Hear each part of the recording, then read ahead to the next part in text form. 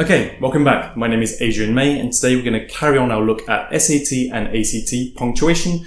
And we're going to carry on by looking at commas. And in this video, we're going to look at commas in lists. And this is quite a straightforward topic, but we just need to bear in mind there are actually two types of lists. There are the more common form we're used to, lists of things, but there are also lists of adjectives, lists of describing words. And this is another particular type of question we're going to have to get used to and to learn how to recognize. So let's start with lists of things, lists of nouns. We're much more familiar with these. So there are kinds of sentences like, I like to run, jump, and swim. Here we have a list of three things and we need commas after run and jump. Another example would be, come rain, snow, or shine, we're going to make it to the show. And again, we would need commas after the first two nouns. Now, what I want to draw your attention to is the comma before the and or before the or in these two cases. This is called the Oxford comma, and Brits typically don't use an Oxford comma, but the SAT and the ACT do. So you need to be aware that you have a list of three or more things. You do need a comma before the and or before the or in these lists. Now, one thing to remember is we only want commas if you have a list of three or more things. And sometimes when we have quite a long list, we can get slightly misled if we have two, three or more things we need to look out for. So, for example, in the sentence, to unwind after a long day at work, I like to exercise, and my favorite forms of exercising are going for long, rambling walks through the mountainside or going to my local climbing gym to go bouldering. Here, the sentence is quite long, but we only have two things in the list, so we do not need to put any commas in there at all.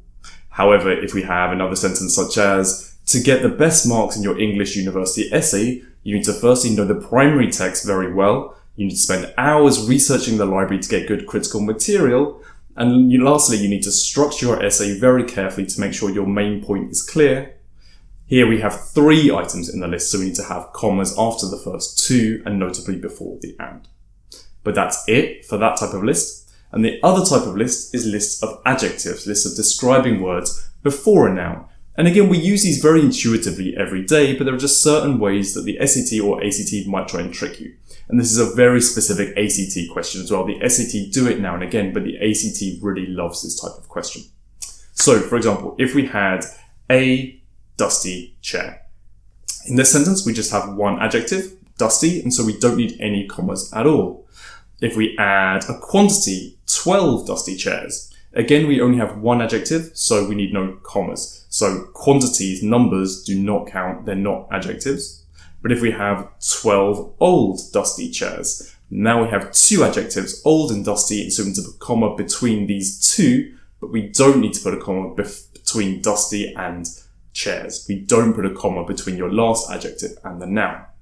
And so we could add another adjective, 12 old grey dusty chairs. And now we need two commas between old and grey and dusty, but again, not between dusty and chairs. And lastly, what if I said 12 old, grey, dusty 19th century chairs? Do we need to add another comma?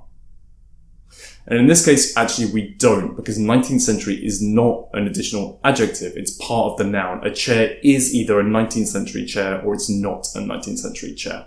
And this is the kind of question where the ACT in particular might try and trick you. They add words and phrases into lists like this that aren't adjectives. They may look like adjectives, but when we think about if they behave in the same way, they don't. And so we need to think very carefully about what is an adjective, what isn't an adjective, and then count the adjectives in our list to think about where the commas need to go. Okay, so if that's making sense, let's look at a few practice questions of these types. Okay, here's our first question from the ACT. Have a look at this and see if you can figure out the answer for yourself first. Okay, how did we do? And what we want to think here is we have silica-rich rhyolite rock. How many adjectives do we actually have here?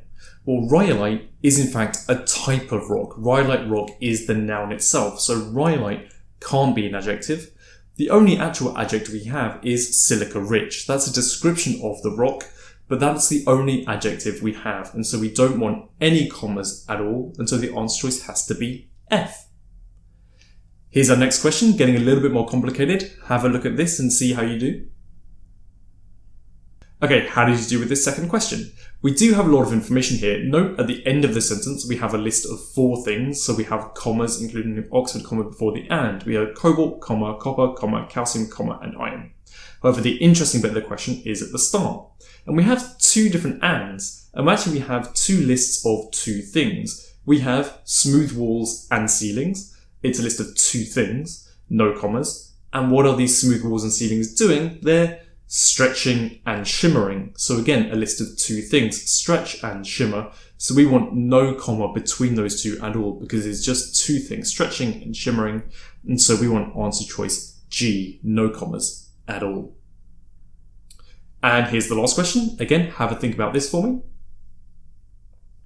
Okay, what did we get? And again, we have several different lists happening here at once. The question here is to start with the adjective lists. We have tiny, tight stitches. We have 2 adjectives, tiny and tight, so we do need a comma between them. Just between tiny and tight, however, not before stitches. So this gives us answer choice F and H as the only 2 that have the 1 comma between tiny and tight. And then choosing between F and H, do we want a comma after stitches? And now we think about the broader list that's going on here. We have a list of 2 things, a use of stitches and techniques. So because we have a list of just 2 things, we do not need a comma between those 2. So we don't need a comma after stitches. It's just stitches and techniques, no comma. And so we go for answer choice H.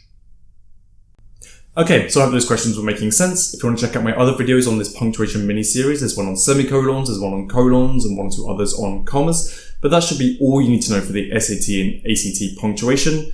Please do watch any other of my videos on the math and English sections. And if you want any further help, I'm also a tutor and I do one-to-one lessons, both in person, but also on Skype. So I can help you wherever in the world you are if you want any help with any aspect of these tests. So please do get in touch. My website is below and you can get in touch with me there.